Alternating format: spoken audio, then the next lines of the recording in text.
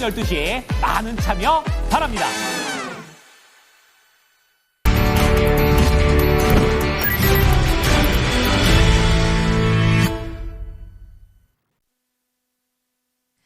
양시장이 약간의 힘이 빠집니다. 유가증권 시장이 지금 이 정도로 흘러가게 되면 파란불이 살짝 들어올 수도 있을 것 같아요. 그리고 코스닥 같은 경우도 장 초반에 1% 정도 오름세 나타내다가 지금은 탄력이 다소 좀 둔화된 모습을 보여주고 있습니다. 그렇다고 뭐 빠르게 어두워지거나 이런 상황은 아니고요.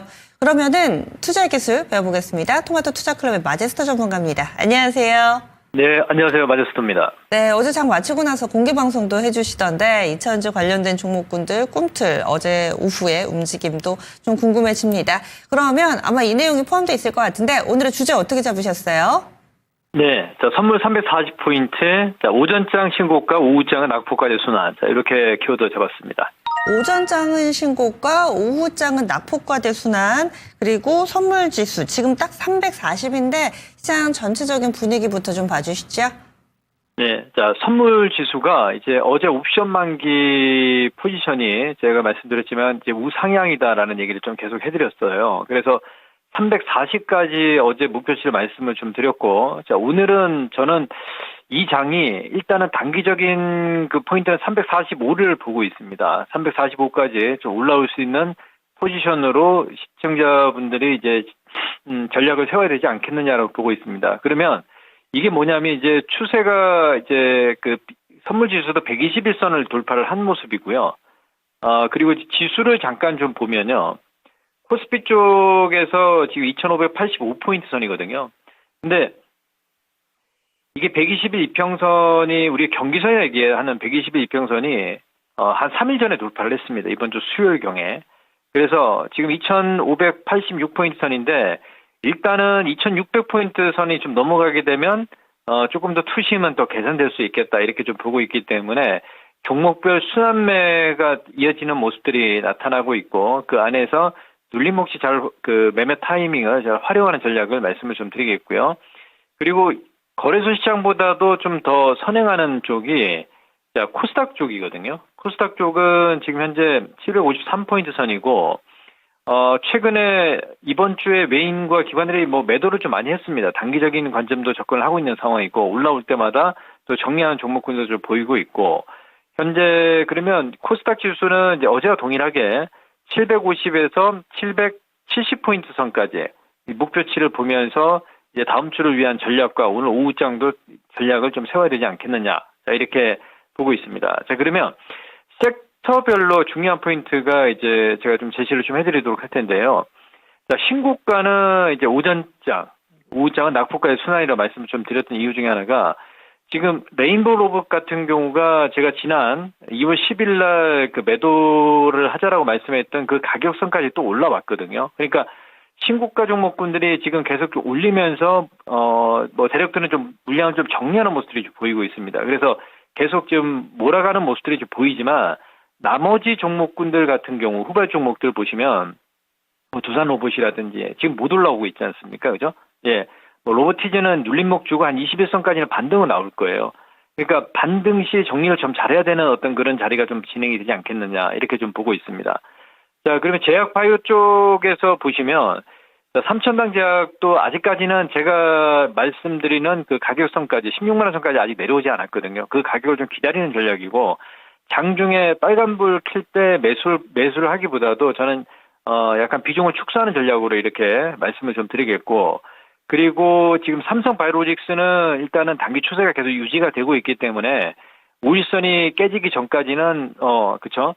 순환매로 좀 이어지는 모습이 나타나는데 이 120만 원 선을 돌파를 했습니다. 그래서 잘 거래가 터지는 시점에서 잘 대응하는 전략이고 일단 추세는 대응을 하되 비중은 좀 올라올 때마다 축소하는 전략 좀 유효하다 병행하면서 대응하는 전략 말씀을 좀 드리겠고요.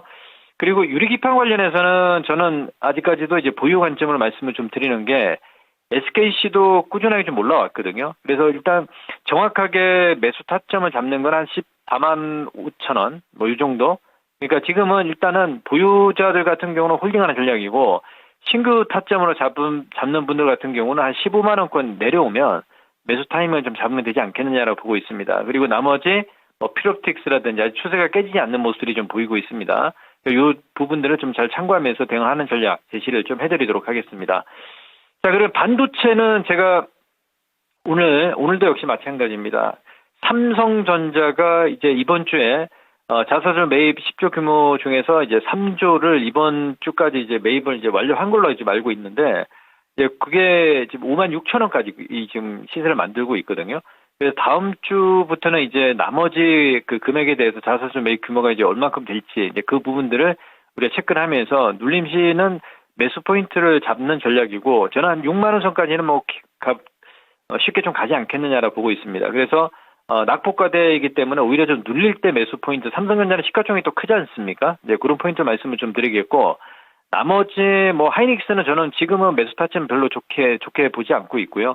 한미반도체도 자사주 매입 얘기가 나오고 있습니다만 주가는 이미 먼저 좀 선반영되는 모습이 나타나고 있기 때문에 지금 매수 타점을 잡는 건 좀 썩 별로 좋지 않는 상황이다 이렇게 좀 판단을 좀 하고 있고, 나머지 어보브 반도체라든지 두산 테스라 이런 종목군들의 어떤 상승이 종목별로 지금 올라오고 있거든요. 가온칩스라든지 이런 쪽에 올라올 때 추세 대응은 하되 또 올라올 때 이제 비중을 좀 축소하는 전략을 제시를 좀 해드리도록 하겠습니다.